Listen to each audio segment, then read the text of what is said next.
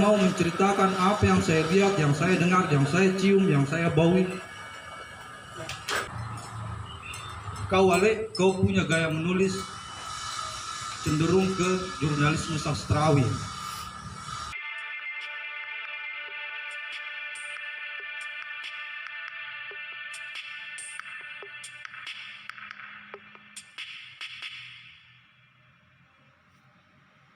Dari Kakanda Asran Salam, mungkin ada tambahan dari Kakanda Muhammad Nur Saleh. Baik, kami persilahkan. Assalamualaikum warahmatullahi wabarakatuh. Jadi terus terang saya hadir di sini masih malu dibilang penulis. Masih malu. Jadi apa yang dijelaskan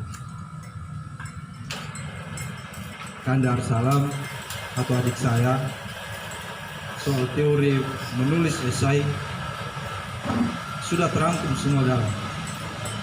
Cuma saya di sini sedikit berbagi pengalaman. Kenapa saya tertarik menulis esai? Dulu ketika jadi wartawan di beberapa media, saya tidak pernah puas menulis dengan gaya seperti yang kita baca di koran-koran, strike news. Banyak yang saya ingin sampaikan, tapi saya terkekang dengan aturan itu, strike news. Kemudian saya beralih, redaktur sering marah karena saya tidak pernah nyetor berita. Karena kecenderungan saya ketika meliput, saya lebih tertarik menceritakan. Saya mau menceritakan apa yang saya lihat, yang saya dengar, yang saya cium, yang saya baui. Kemudian saya beralih ke tulisan feature. Feature itu dia lebih banyak deskripsi. Saya tinggalkan strike news. Saya tidak mau meliput-meliput yang seperti biasa. Kemudian ada teman suatu hari sampaikan begini. Kau Ale, kau punya gaya menulis cenderung ke jurnalisme sastrawi. Tapi saya anggap biasa. Saya hanya terus menulis feature. Saya abaikan strike news. Saya tidak pernah lagi sentuh strike news. Kemudian setelah feature, saya begini. Saya selalu menulis tentang orang lain, tentang peristiwa yang dirasakan oleh orang lain. Kapan saya bisa menulis tentang apa yang saya rasakan sendiri? Saya belajar. Benar yang dibilang Arsalam. Saya tidak pernah belajar teori. Semakin dulu saya tertarik meniru gaya orang menulis. Saya favorit sama Gunawan Muhammad, tulisan-tulisan Tempo. Saya berusaha seperti Eka Kurniawan, menulis seperti itu. Tapi semakin saya tiru, semakin saya buntu. Akhirnya berproses, saya temukan bahwa setiap orang punya gaya menulis sendiri. Jadi benar yang dibilang Arsalam tadi, tidak ada teorinya. Esai itu seperti apa? Kita menulis sepintas selalu, bisa dari kejadian sehari-hari, apa yang kita rasakan. Jadi kalau bicara teori, saya tidak pernah terjebak ke persoalan teori bagaimana menulis esai yang baik. Kemudian perjalanan itu, kadang saya kecenderungan kita biasa begini. Mau sekali jadi penulis, tapi enggak, yang memulainya itu berawal dari mana? Saya bilang begini, menulis itu yang anunya. Bagaimana mau bisa kalau enggak memulai?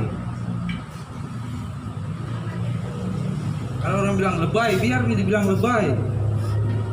Menulis di status Facebook segala macam.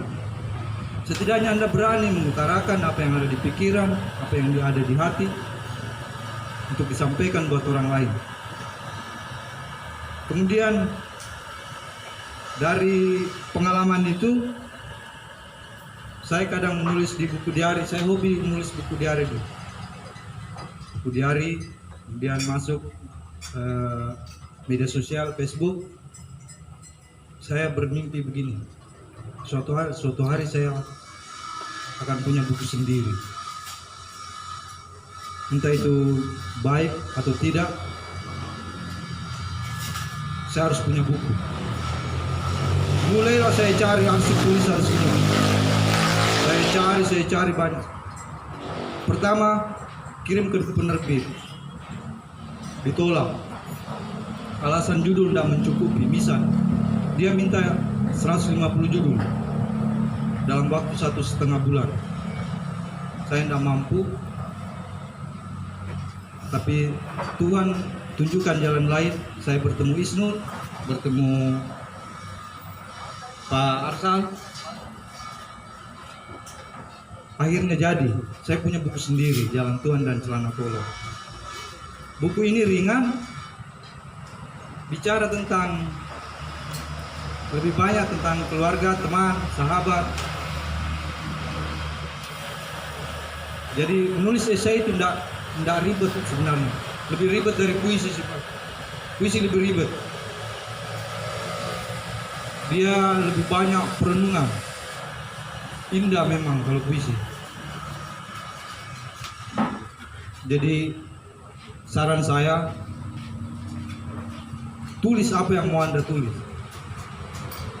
Menulis saja, jelek, baik, urusan belakang. Jangan meniru orang lain. Setiap orang, setiap penulis akan menemukan gaya menulisnya sendiri. Baik, terima kasih. Itu saja penyampaian saya. Sekali lagi, esai tidak ada definisi yang baku barangkali. Terima kasih. Assalamualaikum warahmatullahi wabarakatuh. Baik, lagi-lagi pemaparan yang sangat luar biasa dari Kakanda Muhammad Nur Saleh. Jadi yang saya tangkap dari penjelasan kedua pemantik yang sangat luar biasa ini adalah bahwa menulis adalah kebebasan nalar pikir setiap orang, yang dimana kita tidak perlu untuk mengikuti teori dari orang lain atau gaya tulisan dari orang lain, karena setiap orang mempunyai warna atau cara menulisnya masing-masing. Nah, mungkin ada pertanyaan dari teman-teman atau kakanda yang hadir di sini. Kami persilahkan.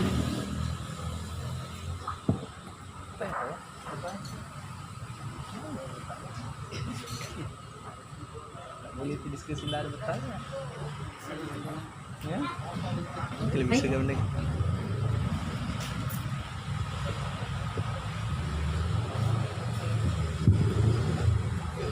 Bismillahirrahmanirrahim. Assalamualaikum warahmatullahi wabarakatuh.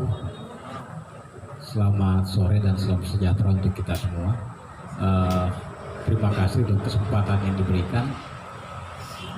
Saya tertarik sekali dengan tulisan-tulisan yang dibuat oleh pembicara hari ini, dan yang anehnya buat saya, semakin saya tertarik juga, semakin itu juga kemudian membuat kita untuk memulai menulis, ya, karena kita terlanjur membaca tulisan-tulisan yang bagus, itu kemudian membuat kita jadi minder juga untuk memposting tulisan atau kemudian membuat tulisan itu, membuat apa yang ada di kepala kita menjadi untuk kita publish. Dan mungkin saja saya kira